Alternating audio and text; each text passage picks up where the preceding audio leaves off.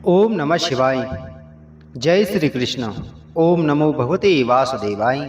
नमस्कार दोस्तों, स्वागत है आप सभी का ब्रजेश शर्मा ब्रजवासी यूट्यूब चैनल पर।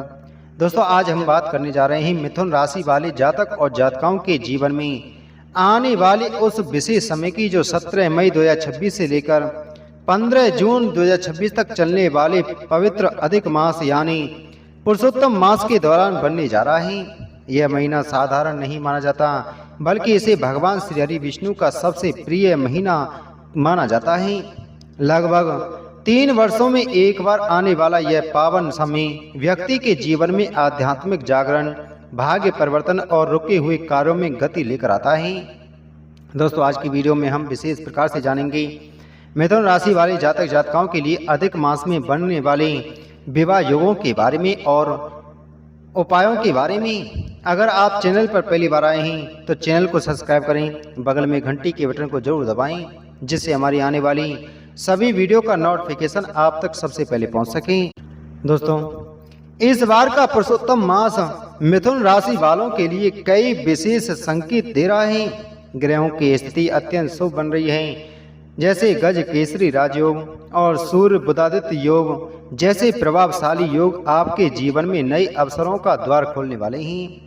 हालांकि अधिक मास में विवाह और मांगलिक कार्यों को शुभ नहीं माना जाता, लेकिन पूजा पाठ, दान पुण्य, मंत्र जाप और भगवान की भक्ति का फल कई गुना अधिक प्राप्त होता है।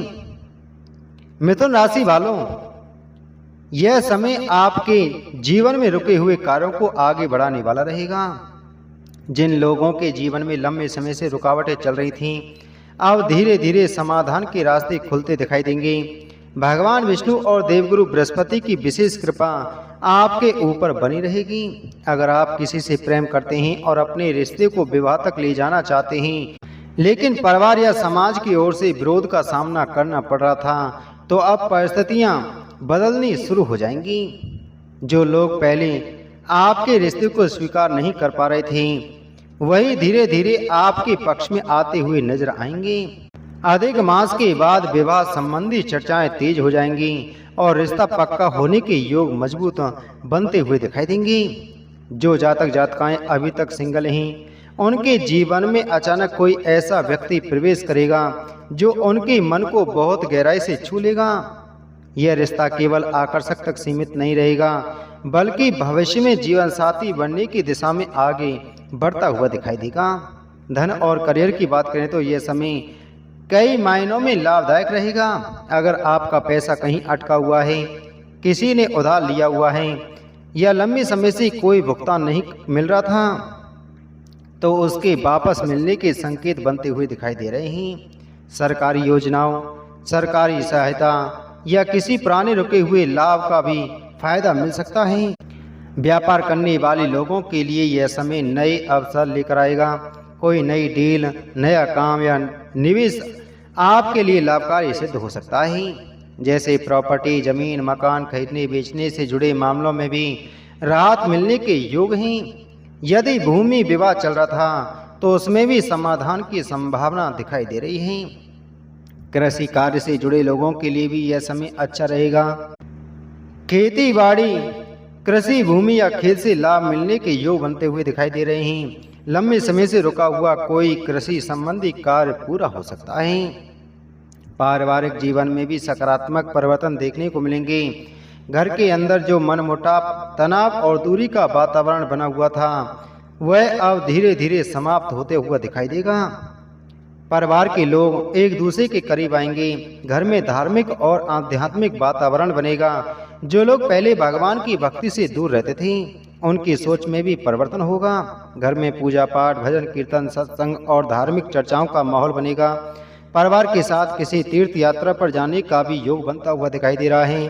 यह यात्रा आपके मन को शांति देगी और परिवार में रिश्तों को मधुरता देगी। हालांकि इस दौरान घर की किसी बुजुर्ग महिला जैसे दादी, नानी या माता जी के स्वास्थ्य को लेकर थोड़ी चिंता रह सकती है, लेकिन राहत की बात यह है कि उनकी सेहत में धीरे धीरे सुधार भी देखने को मिलेगा। आपको उनके स्वास्थ्य का विशेष ध्यान रखना चाहिए। शादीशुदा लोगों के लिए यह समय संतान सुख की दृष्टि से भी अच्छा रहेगा। जिन दंपतियों को संतान से जुड़ी कोई चिंता थी, उन्हें शुभ समाचार मिलने के योग बन रहे हैं। संतान की ओर से खुशी प्राप्त होगी। लेकिन इस पूरे समय में आपको अपनी वाणी पर विशेष तरह से काबू रखना है। कई बार आपकी छोटी सी बात रिश्तों में गलतफहमी पैदा कर सकती है, इसलिए सोच समझकर बोलें और क्रोध से बचें। यह समय आपको अचानक कोई बड़ी खुशखबरी भी दे सकता है। कोई ऐसा समाचार मिल सकता है जिसका आपको लंबे समय से इंतजार था, वह अब आपके जीवन में प्रसन्नता लेकर आएगा।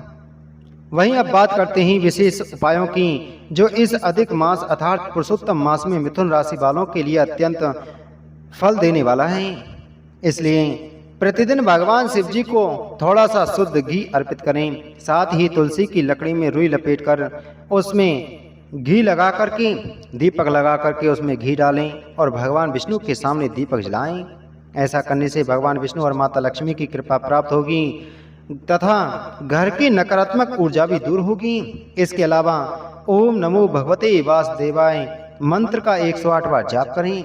यह मंत्र आपके जीवन में सकारात्मक ऊर्जा, सुख, समृद्धि और मानसिक शांति लेकर आएगा। तो दोस्तों, पुरुषोत्तम मास आपके जीवन में केवल धार्मिक महत्व ही नहीं बल्कि भाग्य परिवर्तन का संकेत भी लेकर आया है। श्रद्धा और विश्वास के साथ भगवान की भक्ति करें, क्योंकि यह समय आपके जीवन को नई दिशा देने वाला सिद्ध हो सकता है। तो दोस्तों, उम्मीद है आपको जानकारी अच्छी लगी होगी, तो वीडियो को लाइक करें, वीडियो को शेयर करें। मिलते हैं आपसे अगली वीडियो में एक और महत्वपूर्ण जानकारी के साथ में। जय श्री कृष्ण।